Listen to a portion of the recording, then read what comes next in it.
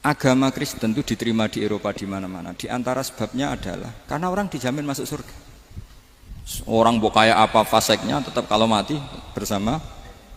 Kita enggak, sudah kiai, sudah mulang terus masih didoain. Semoga amal baiknya diterima, amal buruknya masih ngebar apa? Dan itu santri saya nanti kalau ziarah saya tuh, ya Allah ampuni Gus Bah ampuni. Itu kan ngenyek orang itu maksudnya.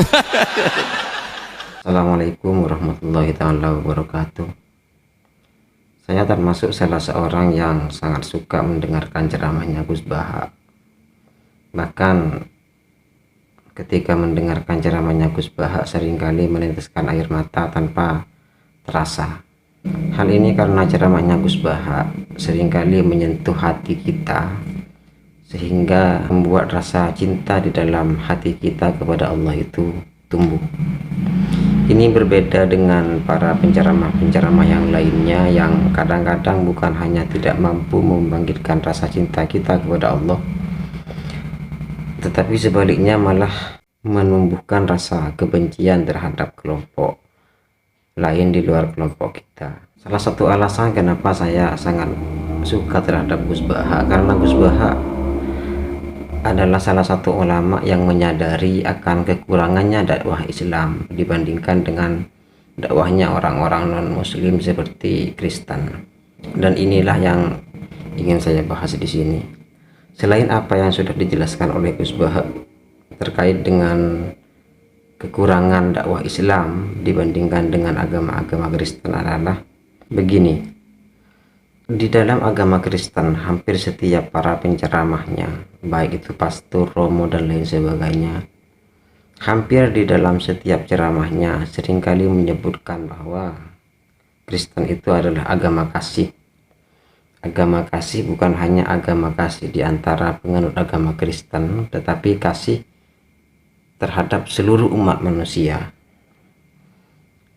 Inilah kekuatan dakwah Kristen yang selama ini saya lihat merupakan dakwah yang lebih unggul dibandingkan dengan dakwah-dakwah yang dilakukan oleh para pemuka agama dalam Islam.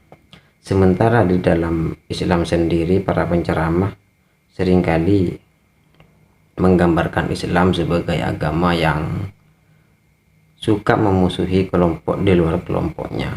Padahal kalau kita mau berbicara tentang konsep, sebenarnya di dalam Islam, konsep yang ada di dalam Islam tidak kalah dengan konsep yang ada di dalam agama Kristen yang seringkali dikampanyekan sebagai agama kasih. Misalnya di dalam Islam bahwa Allah itu bersifat Rahman Rahim.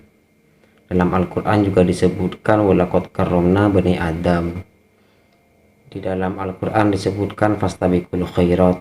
Di dalam Al-Quran disebutkan wa ma arsalnaka illa rahmatan lil alamin. Tetapi semua itu kadang-kadang dilupakan oleh para penceramah kita, oleh para pendakwah kita, sehingga penceramah kita lebih fokus untuk memusuhi kelompok di luar kelompok kita dan seringkali lupa akan efek daripada ceramah itu sendiri. Kalau saya perhatikan misalnya konflik antar umat Islam lebih besar potensinya dibandingkan dengan konflik antar umat beragama. Ini kan sebenarnya hal yang sangat lucu. Saya kasih contoh misalnya antara Asy'ariyah, antara Syiah, antara Wahabi, antara Mu'tazilah. Orang Asy'ariyah seolah-olah tidak dimungkinkan untuk bersatu dengan kelompok Mu'tazilah, dengan kelompok Wahabi, dengan kelompok Syiah. Begitu juga sebaliknya, kelompok Wahabi seakan-akan sudah tidak mungkin untuk berdamai dengan kelompok Asy'ariyah, kelompok Syiah, kelompok Mu'tazilah, dan begitu seterusnya.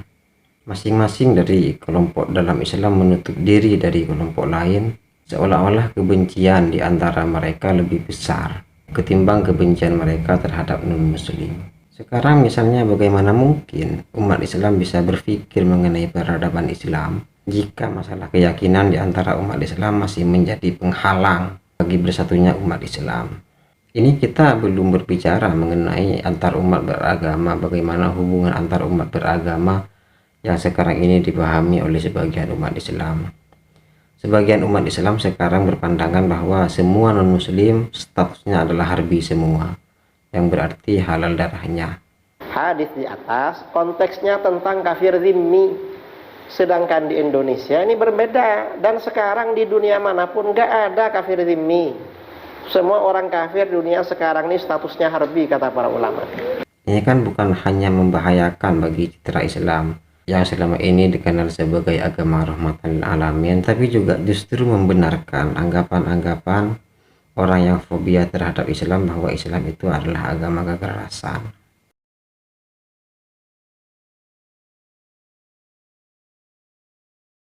Inilah alasan kenapa saya sangat bersyukur bahwa di Indonesia ini masih ada orang-orang seperti Gus Baha, seperti Gus Mus, dan seperti Gus Dur